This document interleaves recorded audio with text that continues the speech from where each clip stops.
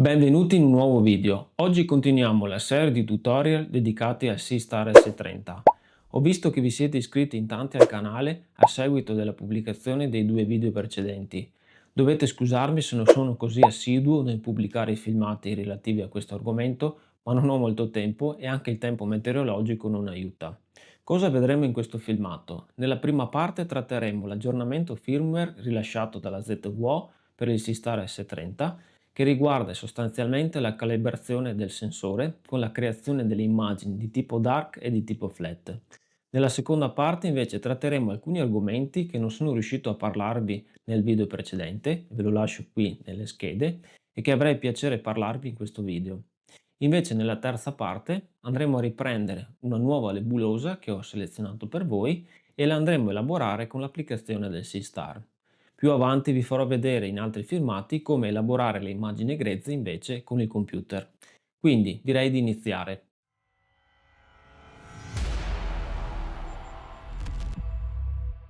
Bene, eccoci qua davanti all'applicazione che ho già aperto. Ho già posizionato il SeaStar fuori in giardino, io sono invece qui in studio e lo studio dista pochi metri dal giardino. Come vi ho fatto vedere nel precedente tutorial, si può collegare il SeaStar mediante la Station Mode, quindi praticamente io ho il SeaStar collegato alla rete Wi-Fi domestica e io col mio tablet, che questa sera sto usando il tablet, sono collegato alla rete Wi-Fi domestica. Di conseguenza riesco a vedere nella stessa rete il SeaStar e riesco a governarlo. Io l'ho già posizionato, come vi dicevo, fuori in giardino in modalità equatoriale. Come abbiamo visto l'altra volta, si può utilizzare la modalità alta-azimutale, che è quella plug and play, però se volete ottenere delle immagini più dettagliate, migliori, potete usare la modalità equatoriale, di cui vi ho spiegato l'altra volta come effettuare il setup. E adesso andiamo a vedere l'applicazione, cosa è stato aggiornato. La prima cosa che salta all'occhio è la lingua italiana. È stata introdotta la lingua italiana, anche se le traduzioni non sono fatte, diciamo, molto bene e non sono completamente fatte. Infatti in alcune pagine ci sono ancora dei testi in inglese. Infatti il mio consiglio è quello di tenerlo in inglese, che forse si capisce meglio. Quindi, come vedete, abbiamo le tre funzioni principali che comunque andremo a esplorare anche in altri filmati completamente: osservazione delle stelle, sistema solare e scenario, che permette di usare il SeaStar anche di giorno per fare delle osservazioni terrestri, e successivamente vi faccio vedere subito sulla pagina Io le cose nuove che sono state introdotte. Bisogna andare su funzionalità avanzata e in questa pagina, come vedete, ho già la Mount Mode modalità EQ e in Image Calibration sono state introdotte due calibrazioni nuove che permette di migliorare la qualità delle immagini finali. La prima, devo ancora capire bene cosa corrisponde, sembrerebbe essere quella che in astrofotografia consiste nella creazione dei file dark, quei file completamente neri che vanno a eliminare il rumore termico della fotocamera. Invece la seconda, scattare il flat, vedete le traduzioni non sono fatte molto bene, scattare il flat corrisponde a generare un'immagine completamente bianca o più immagini completamente bianche, lo devo ancora scoprire, che permette di salvare quelle che sono le imperfezioni del sensore, magari la sporcizia che c'è sulla lente oppure la vignettatura caratteristica del sensore, che quindi queste informazioni poi andranno sottratte alle immagini finali delle nostre nebulose, delle nostre galassie. Io adesso vi faccio vedere come si fa a fare la correzione di pixel caldi, quindi in sostanza la calibrazione del rumore termico, che è molto semplice. Consiste nel schiacciare il tasto correzione. Io adesso lo vado a schiacciare, il SeaStar là fuori, a breve vi farò vedere anche una videocamera che vi fa vedere il SeaStar in diretta. Per adesso teniamo così la videata. Ci vuole qualche minuto e lui andrà a fare un'operazione di correzione termica. Non so bene cosa corrisponde perché adesso la calibrazione è finita e non dice niente altro. Invece scattare il flat, ve lo introduco già, vi obbliga in sostanza ad andare a scattare una fotografia o credo più fotografie con il SeaStar di un'immagine completamente bianca. Qui ci sono due possibilità: o utilizzate proprio un foglio di carta bianco e in questo caso dovrete usare il SeaStar non diciamo fuori al buio, ma dovrete portarlo in casa alla luce in modo che ci sia luminosità, e dovete scattare delle foto con il foglio davanti al sensore del SeaStar. Delle foto bianche. L'alternativa è al buio, si può utilizzare magari un tablet che con un'immagine aperta completamente bianca e con la luminosità circa l'80% del tablet andate a scattare la videata bianca del tablet. Io adesso questa operazione non la faccio perché ho il tablet, tra l'altro lo sto utilizzando adesso per navigare nel SeaStar. La farò in seguito e comunque non è molto difficile. Se noi andiamo a schiacciare il tasto scattare, esce tra l'altro anche un tutorial che vi permette di, vedete, di capire cosa fare per andare a registrare queste immagini diciamo flat, e vi dice anche perché serve registrare queste immagini tipo flat. Vedete, questo video adesso vi sta spiegando che alla luce del sole potete scattare queste immagini flat con un foglio bianco, oppure se siete al buio, come nel mio caso, potrei farlo adesso ma non lo faccio, potete usare un tablet con un'immagine bianca che potete scaricare tranquillamente da internet. Non ho capito bene se vi fa scattare una foto, 2 foto, 3 foto. Di solito vanno scattate più foto per avere più immagini poi da sommare e da fare la media. Vedete, in questo caso si parla del tablet. Non è importante, ecco, fare questo tipo di ripresa nello stesso momento in cui andate a fare le riprese alla vostra galassia, alla vostra nebulosa. Potete farla anche in un altro momento. Quindi in questa serata noi andiamo magari ad acquisire le immagini della nostra galassia, della nostra nebulosa, e domani magari in studio ci andiamo ad acquisire i file di tipo flat. Quindi non è necessario farlo nello stesso momento perché non va a registrare il rumore termico. Il rumore termico sarebbe importante farlo nello stesso momento in cui andiamo a fare le operazioni di stacking delle nostre fotografie astronomiche, perché registriamo il rumore anche in funzione della temperatura a cui si trova il SeaStar nel momento in cui andiamo a registrare. I file flat invece è una cosa neutra che riguarda la sporcizia e la difettosità del sensore. Adesso non lo vado a fare, magari lo lascio da fare a voi, io provo a farlo da solo, non dovrebbe essere difficile. Quello che è curioso è capire quanti file flat va a scattare e dove li va a mettere, ok? Quindi magari questo lo vedremo successivamente. Adesso faccio tasto indietro e andiamo a vedere, vediamo se sono state aggiunte altre cose che mi vengono in mente. Mi sembra di no. Queste sono le 3 cose importanti, quindi la lingua italiana e le 2 immagini di calibrazione. Mi pare siano stati aggiunti 60 secondi, infatti lo vedo qui, sulla modalità equatoriale. Quando ho fatto il tutorial in precedenza mi pareva che il limite massimo fossero 30 secondi, che è il limite che ho imposto io adesso, quindi sono in modalità equatoriale, andremo a fare scatti da 30 secondi, ok? Però si possono fare anche da 60. Adesso io non voglio esagerare, li faccio da 30. Se invece passate alla modalità alta azimutale, il limite è 30, ok? Anche se in modalità alta azimutale vi consiglio 10 secondi, perché in modalità alta azimutale possono venire fuori appunto le rotazioni di campo. Adesso vado un attimo indietro e andiamo a vedere alcune cose che abbiamo lasciato indietro la scorsa volta, in particolare sulla funzione osservazione delle stelle. Schiacciamo qua, si apre la pagina dove possiamo andare a scegliere cosa andare a osservare in una determinata sera. Ecco, il bello del SeaStar è che è completamente, diciamo, guidato, l'operazione è completamente guidata, perché voi, anche se non conoscete bene il cielo, come nel mio caso, perché mi sono avvicinato all'astrofotografia attraverso questo strumento e attraverso poi, non so se avete visto nel canale, un'altra macchina che è la Nikon P1000 con cui faccio le foto alla luna. Io non conosco bene il cielo ancora e quindi mi faccio guidare completamente dall'applicazione. Quindi, ad esempio, questa sera non so cosa andare ad osservare, non mi sono informato prima, però il SeaStar ce lo dice. Quindi se io voglio osservare gli oggetti del profondo cielo, come abbiamo visto, schiacciamo osservazione delle stelle e qui vedete ci sono le prime 2 righe, c'è il meglio attualmente, traduzione italiana, e poi cielo profondo. Il meglio attualmente mi sta dicendo in sostanza che in questo momento, nel posto in cui mi trovo io, e le cose, diciamo, nel cielo meglio da osservare sono quelle lì. Perché sono quelle lì? Perché alla latitudine a cui mi trovo e nell'orario a cui mi trovo sono belle alte e quindi riesco a riprenderle.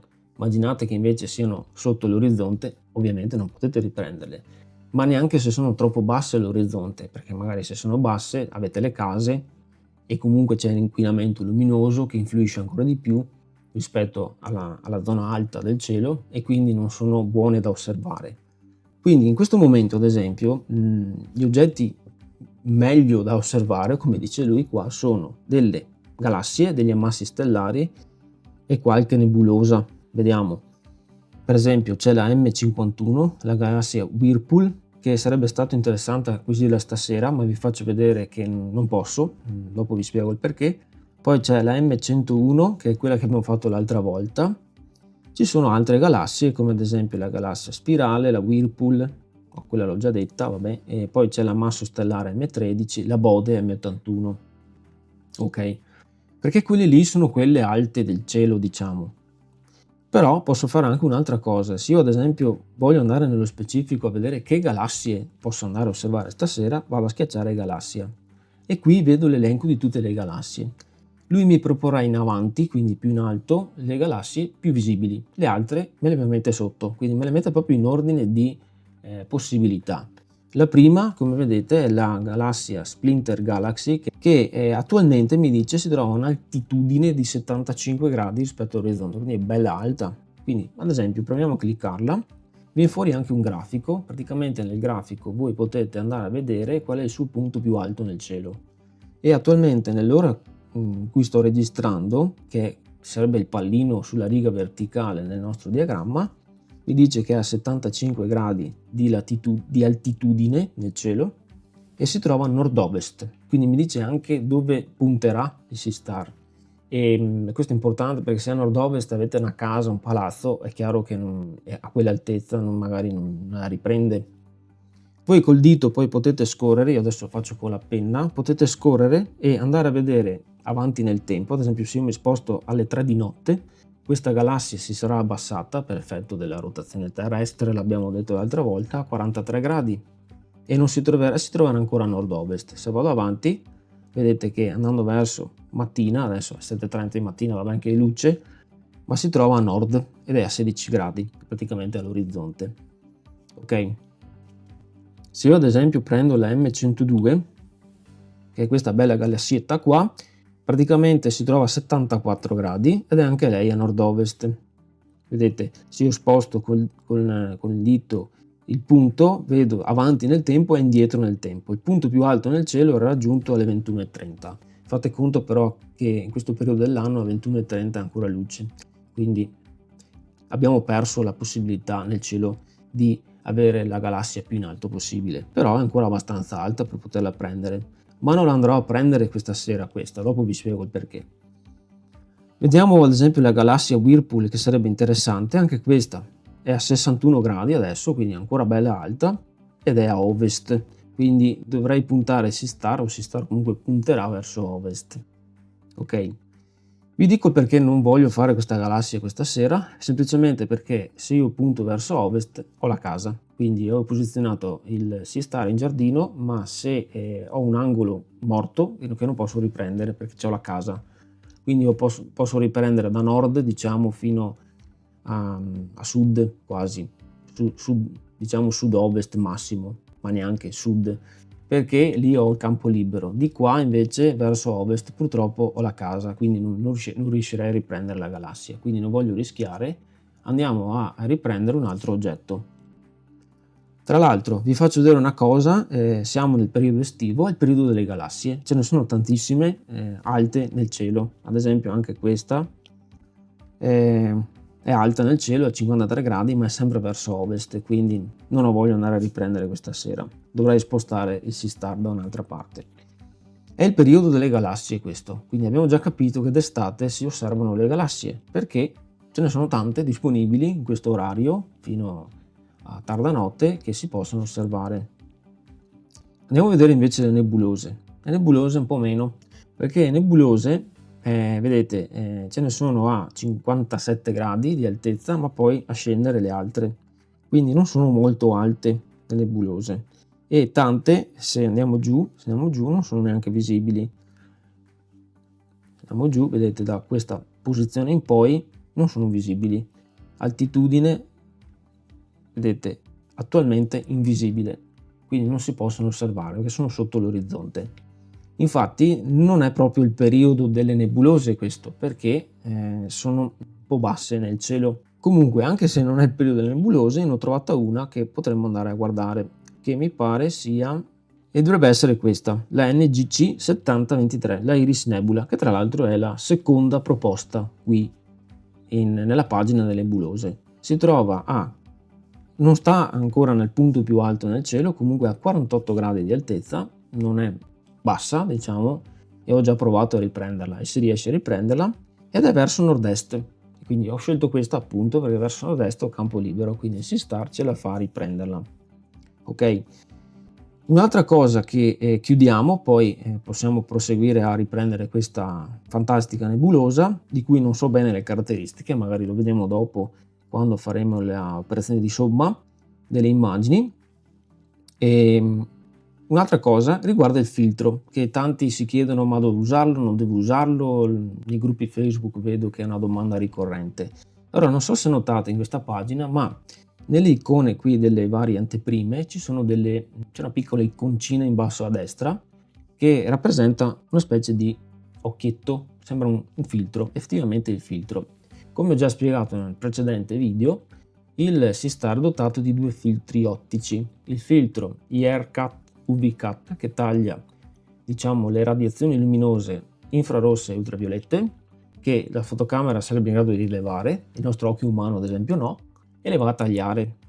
E l'altro filtro invece è il filtro anti-inquinamento, l'LP.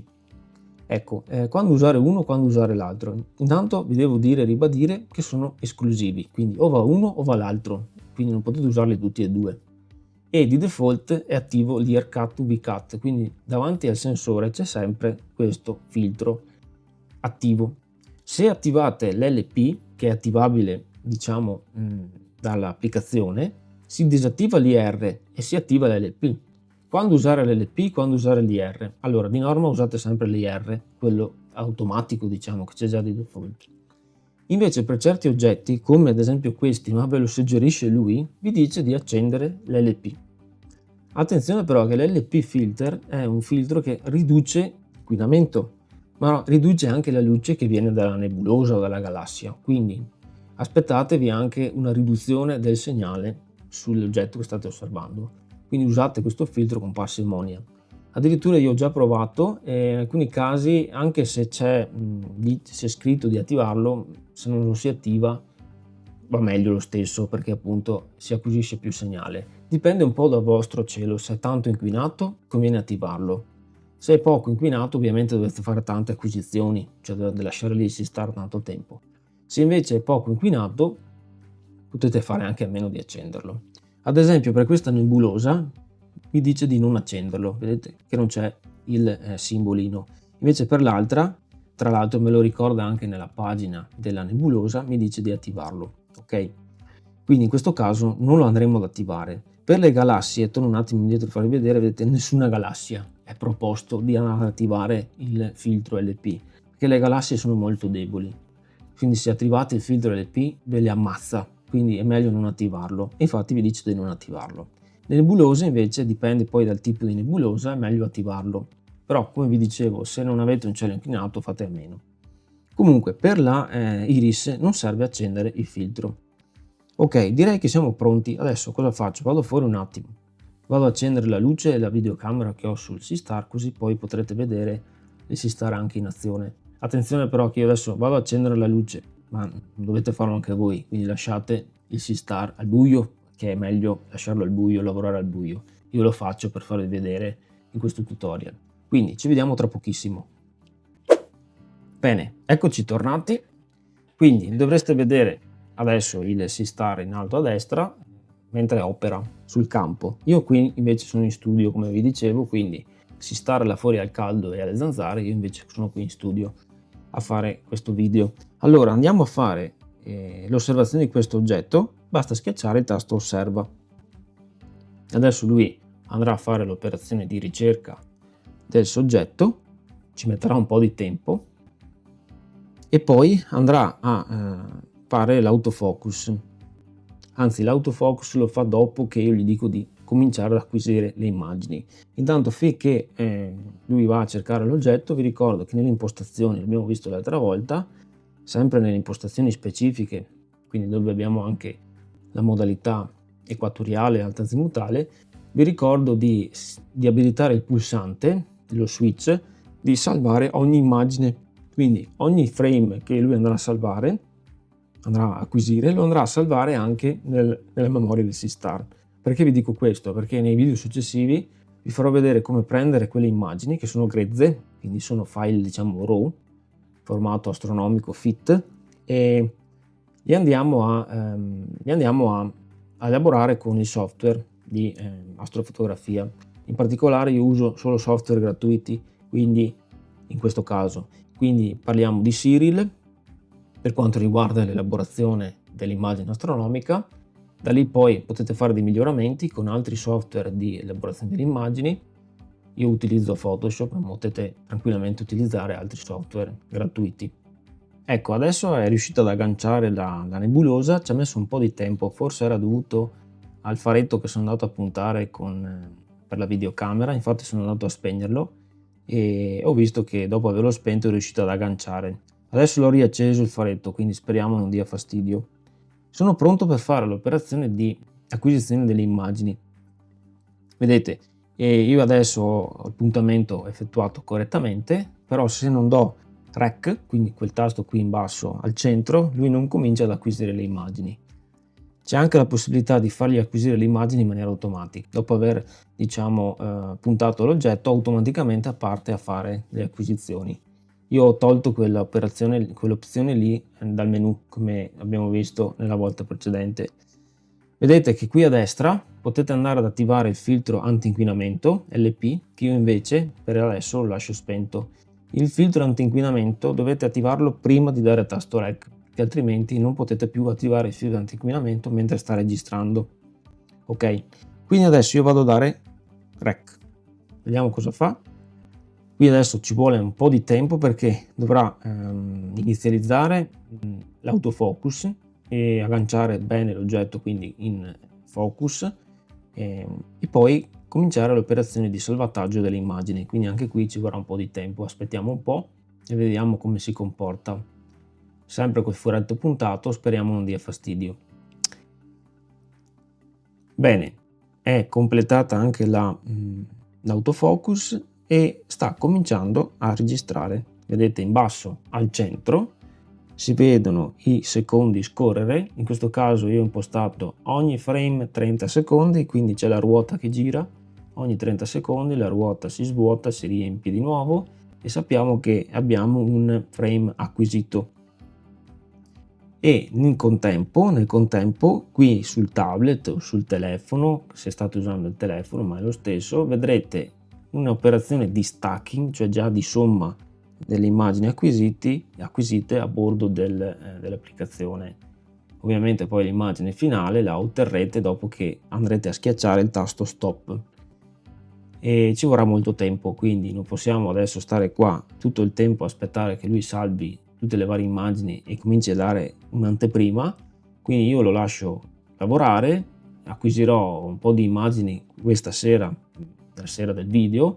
La terza parte del video che voi vedrete subito dopo, in realtà io lo girerò fra qualche giorno e probabilmente anche dopo questa sessione di registrazione di immagini ne farò anche delle altre per cercare di acquisire più immagini possibili. Sono passate diverse serate e ho acquisito svariati dati sulla nebulosa. Ho fatto un approfondimento anche circa la creazione dei file di calibrazione, i file di tipo dark e i file di tipo flat. Se vi ricordate, il dark sono andato a memorizzarlo prima di fare le acquisizioni sulla nebulosa. Il flat invece l'ho tralasciato, ma non va bene. Sono andato a vedere infatti sulla memoria del SeaStar se questi dati vengono memorizzati separatamente, in modo anche da poterli usare a posteriori. Lui non memorizza niente, probabilmente rimane nella memoria a ogni sessione, quindi è importante fare questa calibrazione a ogni sessione, a ogni volta che utilizzate il vostro strumento, in quanto probabilmente quello che percepisco io è che questi file di calibrazione lui li utilizza per andare a calibrare ogni singola immagine che lui va a memorizzare. quindi le immagini che lui ci restituisce ogni 10, 20, 30 secondi a seconda del tempo di esposizione che abbiamo deciso sono già calibrate in funzione di questi due file che noi andiamo a elaborare con la calibrazione dell'immagine. È importante farlo ogni volta, secondo me, perché uno registra il rumore termico. Il rumore termico funziona alla temperatura, quindi ogni sera la temperatura potrebbe essere diversa. E l'altro invece memorizza la sporcizia sul sensore, la difettosità del sensore, lo sporco sulla lente, eccetera. Anche questa potrebbe cambiare da serata a serata. Quindi è importante, secondo me, fare la calibrazione sempre e prima di ogni sessione. Ora andiamo a prendere l'applicazione del SeeStar sempre con il tablet. Ho acceso SeeStar, adesso è qui in studio, e proviamo ad andare a fare l'operazione di somma di tutte le immagini che abbiamo ottenuto nelle diverse serate. Andiamo a utilizzare la funzione che abbiamo già visto l'altra volta, la funzione somma del profondo cielo. Vi faccio vedere le varie serate che sono andato a registrare. Facciamo aggiungi immagini, qui abbiamo le cartelle che lui va a creare, chiamata con il tratto basso sub delle varie nebulose, galassie che siamo andati a riprendere, e adesso a noi interessa la 7023. Ecco, qui lui va a registrare, ci fa vedere tutte le immagini che è andato a registrare. Vi faccio vedere che in una serata che sono andato a registrare c'era il cielo coperto. Ho rischiato lo stesso e sono andato a registrare le immagini che adesso vi faccio vedere. Queste, eccole qua, vedete che sono completamente sporche. Questo perché è passata una nuvola davanti e ha completamente sporcato le varie immagini. Quindi queste già dall'inizio noi non le andremo a sommare, le andrò ad escludere. Comunque sono partito dalla serata del 29 giugno, che è la serata prima che facesse il video, e tra l'altro queste immagini che vedete le ho acquisite in modalità altazimutale, quindi non equatoriale, con un'esposizione di 10 secondi. Mentre nelle serate successive, quindi già dalla serata siamo passati al 1 luglio, queste sono acquisite in modalità equatoriale con esposizione a 20 secondi. E poi ho fatto 1 luglio, 2 luglio, ho acquisito diverse immagini, adesso non mi ricordo quale fosse la serata del video, comunque ci sono diverse serate. Nel 2 luglio vedete a un certo punto è comparsa la nuvola, mi pare da questa frame qua, e quindi queste le andremo a scartare. Dove vediamo questa sporcizia che sono nuvole, le andiamo a scartare. Poi ho fatto il 3 luglio, sempre in modalità equatoriale, e lì il 3 luglio ho lasciato parecchio tempo, infatti ci sono diversi frame. Adesso cosa facciamo? Andiamo a selezionare le immagini che vogliamo staccare, che vogliamo sommare, quindi schiacciamo il tasto qua in alto tutto, lui ce le seleziona tutte. Per non rischiare che lui scarti quelle immagini là, le andiamo a scartare direttamente noi, quindi andiamo in cerca dei frame con le nuvole,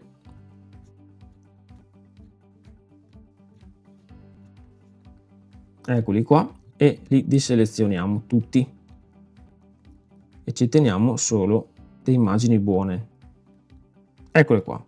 Ok, ho selezionato tutte le immagini che secondo me sono potenzialmente buone. Ok, se comunque non le ritiene buone le scarta lui, ma vediamo cosa fa. Diamo ok e mi dice fai lo stacking, vedete, di 380 immagini o vuoi aggiungere altre immagini. Allora io altre immagini non ne ho acquisite 380, abbiamo detto che sono miste, ce ne sono a 10 secondi, le prime in alta azimutale e le altre a 20 in equatoriale. Facciamo stack 380. Adesso qua vi dico, io ho già provato a fare questo stacking e ci mette diverso tempo. Lui qua scrive sempre che ci mette 18 secondi, però in realtà non sono 18 secondi, ci mette molto di più, e quindi il tempo che vi dà come stima è fasullo, quindi dovete attendere anche 10 minuti affinché lui faccia lo stacking di tutte le immagini. Nel frattempo ovviamente dovete tenere il tablet o lo smartphone collegato al SeeStar. Se andate via il tablet si spegne il display, potete riaccenderlo, rimettere la password del tablet o dello smartphone e ritornate nella videata del SeeStar, quindi non perdete assolutamente niente. Una cosa vi voglio dire, ogni sera che voi fate l'acquisizione di un oggetto, e magari ripetete le acquisizioni in serate diverse, quando chiudete la sessione di registrazione lui va a fare uno stacking delle immagini di quella serata, ok? E vi dà già dopo qualche minuto vi dà già il JPEG pronto da sistemare, relativo solo a quella serata. Quindi lui fa lo stacking ogni serata, ogni volta che chiudete la registrazione. Va a salvare le immagini nella memoria, come avete visto, ed è possibile poi con la funzione somma cielo profondo, che sarebbe lo stacking, dal menu del SeaStar, è possibile sommare le immagini di più serate. Quindi se fate la singola serata, all'istante dopo che avete chiuso la sessione della serata vi dà lo stacking solo della serata, delle immagini della serata. Mentre se volete fare lo stacking di tutte le serate per quella nebulosa, quella galassia, di quell'oggetto in sostanza, dovete utilizzare la funzione somma del profondo cielo. Adesso, siccome ci vuole diverso tempo, lo lascio andare e ci vediamo tra pochissimo. Dai famosi 19 secondi saranno passati almeno 10-15 minuti, siamo ancora qui, siamo arrivati al 90%. Intanto che aspettiamo, vi faccio vedere come dovrebbe venire questa nebulosa. Ho scaricato 2 immagini da gruppi Facebook di questa nebulosa ottenuta col SeaStar e questi sono dei risultati che secondo me sono abbastanza soddisfacenti. Non è una nebulosa facile da fare, c'è molte nubi attorno al nucleo centrale che possono confondersi con un rumore e quindi potrebbe essere un po' difficile tirar su queste informazioni, questo tipo di informazioni sul file, e perché potrebbero appunto essere confuse con rumore e altre cose.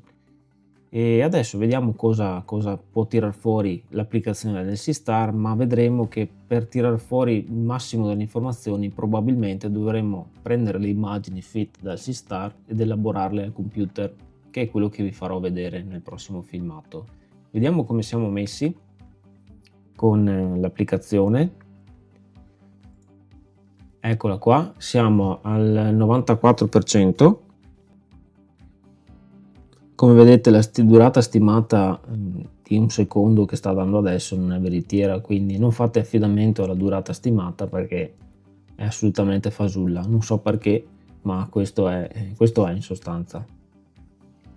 Ecco, vediamo che adesso siamo al 97% e la durata stimata è in 30 secondi, quindi addirittura aumentata.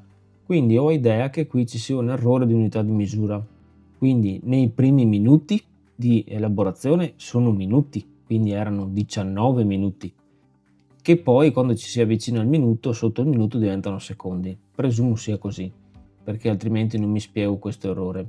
Sì, l'applicazione sia nelle traduzioni sia in qualche punto, sì, della traduzione inglese-italiano intendevo, sia in qualche punto appunto dal punto di vista tecnico non è del tutto precisa e affidabile, quindi bisogna fare riferimento a questo tipo di errori che ci possono essere.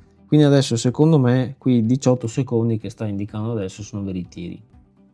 Siamo al 99%, mancano 10 secondi e al termine, eccolo qua, abbiamo terminato. Mi dice quante immagini, vedete qua sotto al 100% troviamo stacked, che sarebbero le immagini sommate, 380 e neanche uno scarto, 0 scarti. Questo probabilmente è dovuto al fatto che abbiamo utilizzato la montatura equatoriale per la maggior parte delle acquisizioni e abbiamo già scartato quelle immagini che non erano buone. Altrimenti qua il programma vi dice quali immagini vengono scartate e quali immagini vengono ottenute. Da quanto ci dice, se si lavora sempre in modalità alta azimutale, magari alzando anche i tempi intorno ai 20 secondi, ne scarta parecchie. Invece passando in modalità equatoriale non ne scarta praticamente mai. Adesso cosa facciamo? Andiamo a prendere il file, facciamo controllare ora e vediamo cosa abbiamo ottenuto. Vedete che siamo molto lontani dalle immagini che vi ho fatto vedere prima, perché non si vede la parte diciamo esterna della nebulosa, si vede solo la parte centrale. Adesso cosa possiamo provare a fare? Proviamo a eliminare il rumore utilizzando l'intelligenza artificiale che ci dà l'applicazione e poi proviamo a regolare luci, ombre, diciamo più che altro bianchi e neri, e il contrasto, che è l'unica cosa che possiamo fare a bordo del SeaStar, non possiamo fare altro. Quindi andiamo questa bacchetta magica che vedete in alto a destra. Adesso lui andrà ad applicare la riduzione del rumore tramite l'intelligenza artificiale, devo dire che è abbastanza buona, e va diciamo a pulire l'immagine, la va a rendere molto più soft, non si vedono tutti quei puntini strani oltre le stelle. Eccola qua, quindi è migliorata tantissimo. Adesso quello che potremo fare è un crop, cioè cercare di croppare l'immagine verso il centro per eliminare i bordi, che se vedete ai bordi c'è un po' di gradiente dovuto probabilmente all'inquinamento luminoso, anzi senza probabilmente, che il SeaStar con la sua applicazione non riesce a eliminare. Se volete eliminare il gradiente dovete utilizzare dei software che installate nel computer, con questo qua potete farlo, e potete da questo punto in poi, adesso dopo aver ridotto il rumore che è comunque soddisfacente, potete regolare un po' i bianchi e i neri, il contrasto e un po' anche se volete la saturazione, però niente altro. Quindi vediamo cosa si riesce a fare. Ad esempio io andrei a aumentare un po' il contrasto in modo da ridurre tutto quel bianco che c'è sull'immagine, però ricordate che se aumentate il contrasto la nebulosa cala di luminosità. Quindi adesso proviamo a aumentare la luminosità, a vedere se vengono fuori quei dettagli che abbiamo visto nell'immagine precedente. Qualcosina esce, ma c'è tanto gradiente, se vedete i bordi dovuto all'inquinamento. Proviamo a aumentare ancora il contrasto per vedere se si riduce. Adesso non so se si vede a monitor, perché al passaggio attraverso il monitor la qualità peggiora, però qualcosina, qualche dettaglio della nebulosa, come vi ho detto non è facile questa nebulosa, quindi vedete che tirando su la luminosità viene su la nebulosa, però si sporca molto ai bordi ed è per questo che probabilmente andrebbe un po' croppata l'immagine. Infatti adesso vado a fare un crop, vediamo cosa succede. Vado a prendermi solo la parte centrale eliminando i bordi e già otteniamo qualcosa di migliore. Se adesso vado ancora sul contrasto, proviamo a aumentare il contrasto e vedete che comincia a essere, diciamo, decente. Non è come dico io, però è già un buon risultato. Non so, magari provando a integrare ancora altre immagini di altre serate, probabilmente i dettagli della nebulosa attorno al centro escono di più. Però questo è quello che si riesce a fare con 380 immagini, di cui saranno un centinaio a 10 secondi, tutte le altre a 20, e questo è quello che si riesce a ottenere. Bene, il tutorial di oggi è terminato. Se vi è piaciuto il video fatemelo sapere nei commenti, rimanete aggiornati iscrivendovi al canale per i prossimi appuntamenti. Noi ci vediamo nel prossimo appuntamento. Ciao!